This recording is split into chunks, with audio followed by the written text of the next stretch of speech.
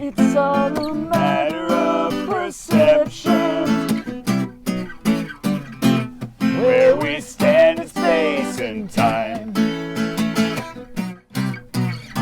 There is no you or me that I can see.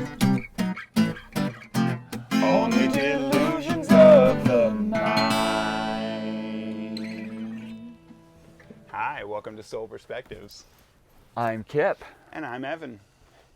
And we're here to share where we're at in space and time on what today? Well, it's Pride Month and it's Pride Weekend in the Bay Area, so we are going to share our perspectives on LGBTQ. And it's about time someone did. It's something that's probably been around, as long as humans, in fact, exists in other species, and... Since there were penises and penises and vaginas and vaginas. So good. So good. I feel like sexuality is, first of all, it's a biological imperative to procreate, to reproduce, to continue your line, right? And so it's something that exists no matter what. And it seems like those definite, infinitive, never goes away things tend to give us some of the biggest problems, some of the most challenges. There was a show on Showtime called Masters of Sex, about the Masters and Johnson sex days. And what struck me immediately when I started watching the show was, one, how juvenile our relationship to our physical connection to each other is, and how we, even up till the 1950s, we were still, barely whispering about it in stag films, and you got to go to the darkest part of town to find this. But what really struck me is, it's the 1950s, and that's the first legitimate study that Western culture did on sexuality. Probably the only one before that was probably the Kama Sutra. And we take for granted that, this is just the way everyone's always related to sex. Well, I just posted up recently an article about how Native Americans recognized at least 5 different genders. There was no stigma around it at all. This is a Western culture phenomenon, it seems to me.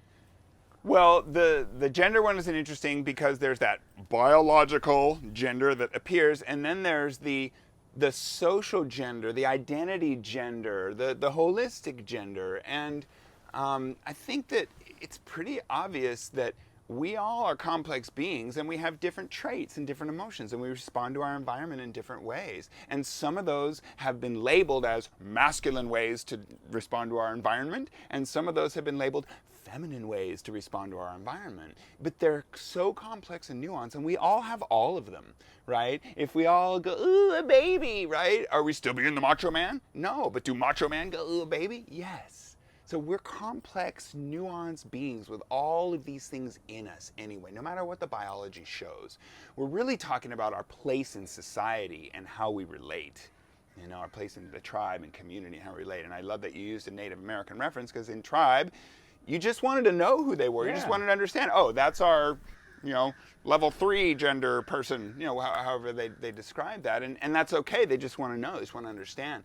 We seem so hell-bent on judging it, not just defining it, classifying it, and knowing what it is, but we don't seek the deeper understanding before we've already summed it up as irrelevant or a jerk or evil or bad or good.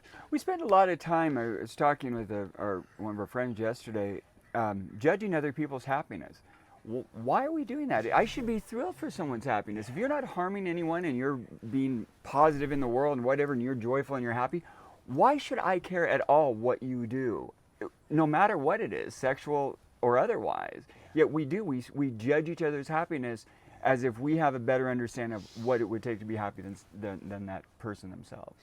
It makes me see one little aspect that when if an LGBTQ identified person wears the rainbow and marches down Market Street on Pride Day and everything, that the case against that is, well, you're flaunting at my face. Do your thing, do it in your bedroom, just don't flaunt at my face, And again, when you look at the Pride Parade and the joy, I mean, absolutely, they've made big points. Since this is the 50th anniversary of the Stonewall riots in New York, where gay men in a gay bar there were riots. They were beaten by the police for nothing other than being in a bar that was identified as a gay bar. So the fact that now Pride is such a celebration, it's evolved into more of a celebration, And it's what you're saying, like people are joyous and celebrating their lives and each other, and that's what's going to bother someone. Yeah. It really makes you want to just give a real check-in to why do things bother us. Well, I also think it's worth making note of how far. Well, I moved here in '85, and just how far things have come. It's worth noting, and it gives us so much hope for the future on everything. '85, middle of the AIDS epidemic. People weren't open. We weren't talking about gay marriage except in hushed whispers a lot of times, if at all. And now we have not only is gay marriage acceptable and legal, but now we have people able to identify in, I don't know what, like literally 1,100 different genders on Facebook or something.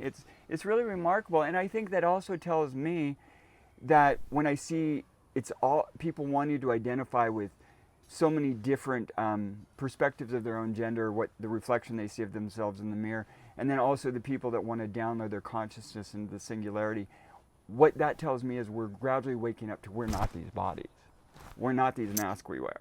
We've held on to them really tightly, and we're said this is what I am, and if you tell me I'm something other than this or what society's told me I'm going to be, then there's something wrong. And now we're waking up. Maybe what we thought was true isn't true. Maybe we thought was real isn't real. And it's tricky and it's complicated and nuanced, and I feel pretty clear that sexuality exists on a continuum. And there is a level of okay, I am attracted to this and not attracted to that at all. I've tried it, I've been open, I haven't resisted it, I haven't judged it. I sincerely experimented to find my truth, and I know I'm here. How many people really do that, you know? And we've seen so many people transition on that continuum. Oh, I used to be this, now I'm this. Oh, I used to feel that way, and I've opened and I found, I kind of like this. I didn't think I would, but I do. So us knowing who ourselves are even, what's the true self and what's the self that we think we are? Right. There's that confusion too.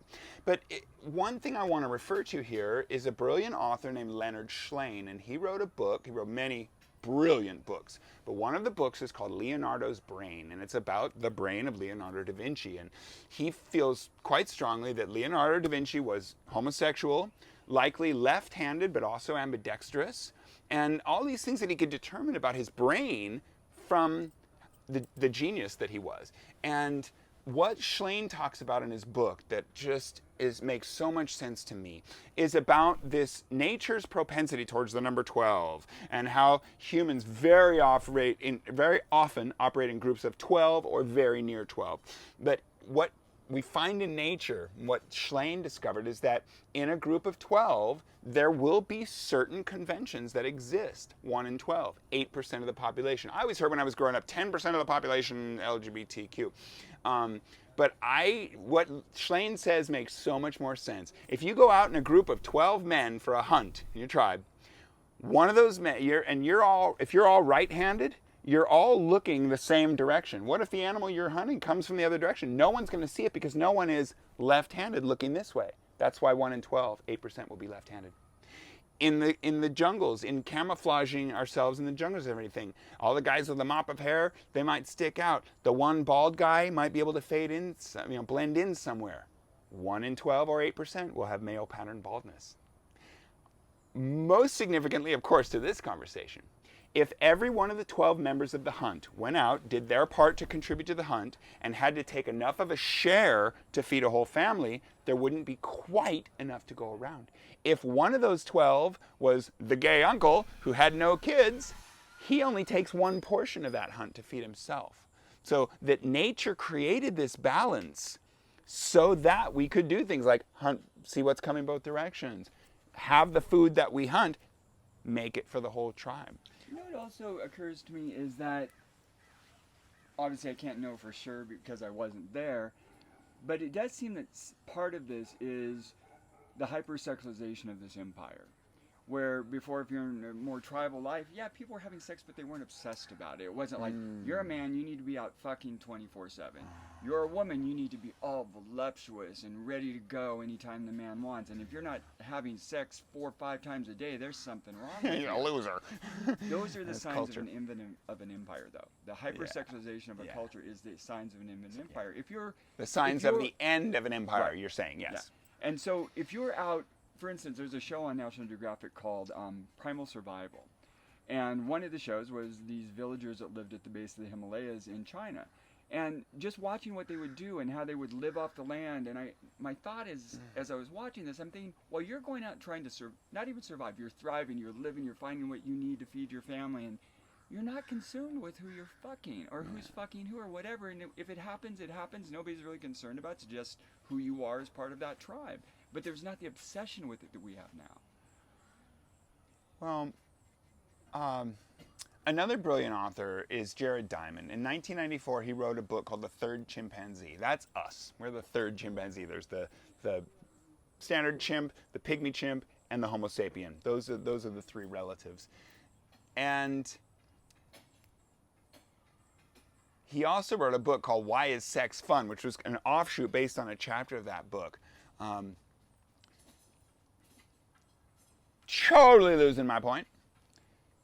Vulnerable monkeys, women. No, it's coming off what you were saying. It was coming off what you were saying. It's about hypersexuality of an empire. Oh, of course. That is that we, human beings, Homo sapiens, we have sex in private. There you No, go. seriously. That's a convention of who we are. So when we put it out on display, all of us, all automatically, there's going to be a little bit somewhere, some degree of an, I'm not supposed to see that. Now, people get fascinated with it, and we become voyeuristic, and oh my God, I want to watch. Of course, because it's stimulating. But that doesn't mean it's healthy for our value system and for us to communicate and be in harmony and thrive. And it's harder to have harmony when we're faced with knowledge about someone's sex stuff that's supposed to be private. We are private sexual beings. We're one of the very, very few on this planet who have sex in private. But That's the rule. You may do it in public, you're the exception. This being is a private sexual being. Is that also part of this culture, though? Because if you think back to tribal, you didn't have individual rooms, so it's like a lot of times the parents would be having sex in the same single room where the kids were at, and it was no big deal. It was just mom and dad are doing what mom and dad do. Or it's the middle of the harvest, so you're literally having sex in the middle of the field because you want to have sex under the harvest moon. There wasn't that shame that Western culture, particularly, and I think largely because of religion, has attached to sexuality. It's made us want to be close. Well, and also I think the shame comes in, like you said, it comes from the hypersexualization. Right. It comes from the public sexualization. And it's not meant to be public. So in a way, I can almost understand why people get offended at any kind of sexual. I don't want to see that. Is the attitude in general, and it does make some sense from that standpoint. And yet here we are. We're in this world, and we're expressive and open and communicative. We want to be ourselves, and we want to assert our individuality and what we feel to be our truth. And maybe what we're grappling with is how much room for that kind of hyper freedom and hyper expression is there.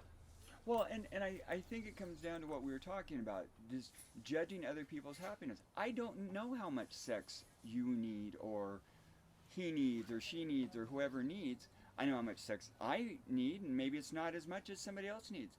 I don't need somebody judging me because I don't want to have a bunch of sex, and I'm not going to judge somebody else who wants to be having sex all the time either. This judging of other people's happiness and based on what we would like or dislike seems to be part of the problem. This need to move beyond judgment.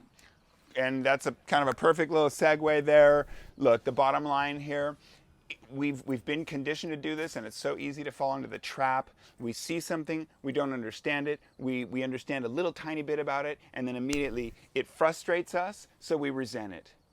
And the antidote to that is to seek deeper understanding, cultivate compassion for it, so we can then put ourselves in that person's shoes and empathize with it. And then we'll walk away with a, wow, good luck to you, and a hug, and an understanding, instead of a resentment for you being who you happen to be. And at the end of the day, really ask yourself this question: how does someone else making love to whoever they're making love to, how does that impact you negatively at all? Yeah. You know, why do you care? Why is that bothering you so much? It's something, it's not about the other person, it's about you. You need to look inside yourself and ask yourself, what in me is making me judge these people? Why am I filled with anger and hatred and resentment and judgment? And why aren't I tolerant? Why aren't I in harmony with my environment? Why can't I accept what is? This person is LGBTQ. I can't accept that. Why? Who taught me that? How did that get programmed in? And what do I want to be there? What do I want to be my response to the world? What skin do I want to live in? Right? What comfort level would I want to be at with the world if I could? If I could make a little effort and find more comfort, would I? That's for each of us to decide. And that's our perspective. I think it's a beautiful perspective. It's a very loving perspective. And so we'll sing you out. And we'll always remember that after all, it's 2, 3, 4. It's all a matter of perception. Where we stand in space and time. There is no you or me that I can see. Only delusions of the mind. See you next time. Thanks for joining us.